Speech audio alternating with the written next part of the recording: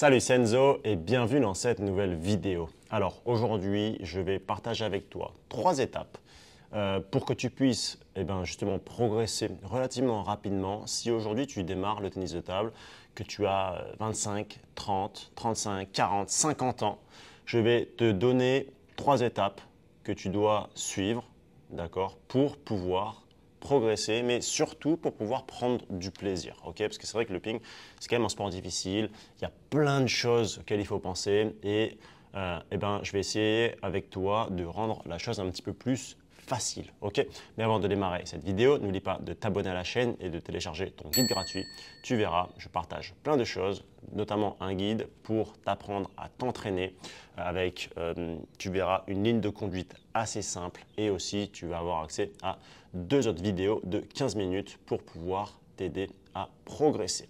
Alors, point numéro 1, c'est maîtriser les fondamentaux. Alors, quand je dis maîtriser les fondamentaux, c'est pas réussir à faire comme les joueurs professionnels le font sur YouTube, tu vois, en faisant des gros revers avec des grands gestes, des grands coups droits, des pivots, des services incroyables. Non, c'est pas ça. Si tu veux suivre ça, suis ça, tu vas voir, essayer de faire un copier-coller à la table, tu vas être dégoûté parce que tu ne vas pas en mettre une et tu vas avoir envie d'arrêter le ping-pong tout de suite. Donc, s'il te plaît, ne fais pas cette erreur-là. Il faut prendre en considération le fait que les joueurs qui jouent à ce niveau-là, ils jouent depuis l'âge de 3, 4, 5 ans, 6 ans, avec un nombre d'heures par jour qui est colossal. Et donc, toi aujourd'hui, c'est pas ça en fait, c'est pas ton cas.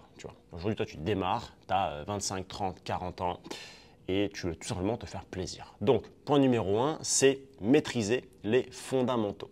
Alors, les fondamentaux, c'est quoi? C'est coup droit, c'est le revers. Alors, on va dire le toss spin coup droit. Alors, quand je dis toss spin, c'est pas vraiment réussir à mettre beaucoup d'effets toss spinner, d'accord?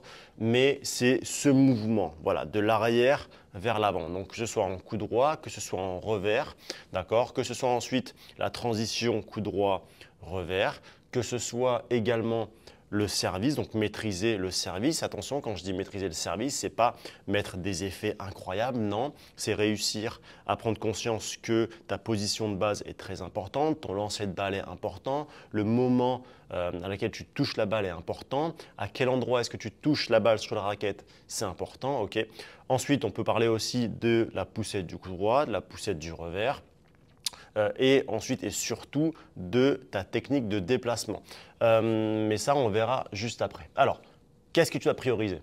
Bon, parce que là, je t'ai dit quand même pas mal de choses. Tu vois. Est-ce que tu dois mettre la priorité sur la poussette du coup droit, la poussette du revers, ou est-ce que plutôt les coups un petit peu plus à plat avec le coup droit avec le revers? Bon, dans un premier temps, tu vas essayer de mettre un maximum de balles sur la table avec ton coup droit. Okay. Donc, tu vas essayer de trouver quelqu'un, d'accord? Si tu as un robot, c'est un robot. Et tu vas essayer de faire des gestes assez simples en te concentrant sur le fait d'être léger, d'accord? Et sans vouloir essayer de jouer fort, sans vouloir essayer de mettre des parpaings, d'accord? S'il te plaît, respecte ça, d'accord? Ok, une fois que tu as fait 15, 20, 30 minutes de coup droit et que ça te semble assez régulier. Alors, ce que je te conseille bien évidemment aussi, c'est de te filmer parce que quand tu te filmes, tu vois des choses que finalement que tu ne ressens pas. D'accord? Donc voilà. Ensuite, la même chose avec le revers. Donc le revers, pareil. On essaie de faire un mouvement relativement simple. D'accord? Le revers, on a toujours la raquette qui est en face de notre corps. D'accord? On n'est pas ici sur le côté ou ici, surtout pas. D'accord? On est vraiment avec la raquette en face de notre corps. Donc voilà, ensuite, une fois que tu as fait ça, on va essayer de travailler un petit peu la transition coup droit, revers. D'accord? Donc, lentement. Le but, c'est de faire les choses lentement. C'est pour ça que si tu as un partenaire qui est capable de t'envoyer une balle à droite, une balle à gauche et que toi, tu peux justement te concentrer sur tes jambes et ce que tu fais au niveau de ton haut du corps, toujours en privilégiant le fait de mettre un maximum de balles sur la table, tu vas voir que tu vas progresser. Alors évidemment, il y a aussi les effets, mais les effets, ça va être dans un second temps, alors même dans un troisième temps. Voilà. Ensuite, ça va être de développer ta mobilité et ta posture. Alors quand je dis mobilité et posture, c'est vraiment plutôt ta technique de déplacement. C'est très très important parce que c'est ta technique de déplacement qui va te permettre d'aller jouer les différentes balles, que ce soit les balles courtes, coup droit, revers, les balles longues ou même tes transitions du côté gauche, donc du coup droit au revers. D'accord? Parce que si tu as un déplacement qui n'est pas bon, ça va être compliqué de te déplacer et surtout, tu vas avoir tendance à te désunir. D'accord? Donc le but, c'est toujours de rester en pas chassé. Alors attention, ce n'est pas chassé où tu as tes pieds qui se touchent comme ça en se déplaçant. Non, c'est des pas sautés. Donc en fait, tac, les pieds ne se touchent jamais. Okay? Ça, c'est les déplacements au tennis de table, c'est les déplacements de base. Donc, dans un premier temps, pour réussir à sentir ça, ces déplacements, ce que je te conseille, c'est de faire quelques exercices relativement simples, sans ta raquette, sans la balle. Alors, si tu veux garder la raquette, tu peux, tu la gardes ici, d'accord? Et tu te déplaces tout simplement d'un point A à un point B en pas chassé, en essayant d'être plutôt bas sur les jambes et en essayant d'être plutôt léger, d'accord? Ce que tu peux faire aussi pour améliorer ta coordination, parce que finalement, quand tu te déplaces au tennis de table, eh ben, tu es aussi en train de faire un mouvement au niveau de ton bras, parce que tu dois ajuster ton cou, d'accord?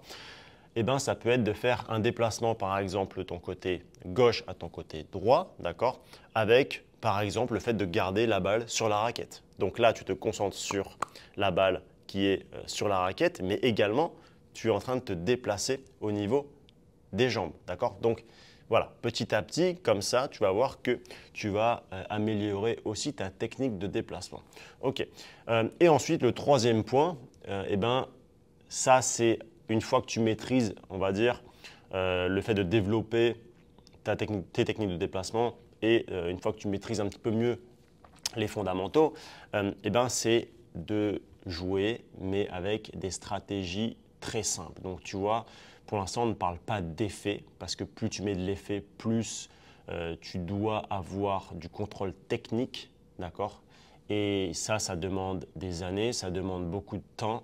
Et je ne suis pas là pour te décourager, mais au contraire, je suis là pour t'encourager à faire des choses simples pour que tu puisses voir en fait une progression qui soit stable dans le temps, d'accord? Donc, des stratégies simples, ça peut être, voilà, ça peut être réussir à, après un service relativement simple, relativement bas, c'est analyser où est-ce que ton adversaire joue cette remise de service à 80% du temps. Donc, tu vois que si tu sers ici dans la ligne, moi en tant que gaucher, si je sers ici dans la ligne contre un gaucher, donc toi ça peut être droitier, ben la balle, les trois quarts du temps, ton adversaire va jouer ensuite dans ton coup droit, ici. Tu vois, donc, ça veut dire que tu dois anticiper, d'accord? Donc, tu vas servir, hop, tu vas te replacer et ensuite te positionner et jouer la balle avec ton coup droit. Donc voilà, il y a plein de tactiques et de stratégies qui sont relativement simples, d'accord? Mais voilà, là, c'en est une. En fait, c'est des choses qui ont du sens, d'accord? C'est-à-dire que si tu sers long, par exemple, tu ne peux pas t'attendre à recevoir une remise courte. Alors, ça va arriver une fois sur 15, une fois sur 20, tu vois, mais dans la grande majorité du temps, ça n'arrivera pas. Donc, après ton service un petit peu plus long, tu ne vas pas te coller à la table. Tu vois, non, au contraire, tu vas prendre de la distance pour pouvoir créer de l'espace, jouer, être léger et ensuite enchaîner. Ok?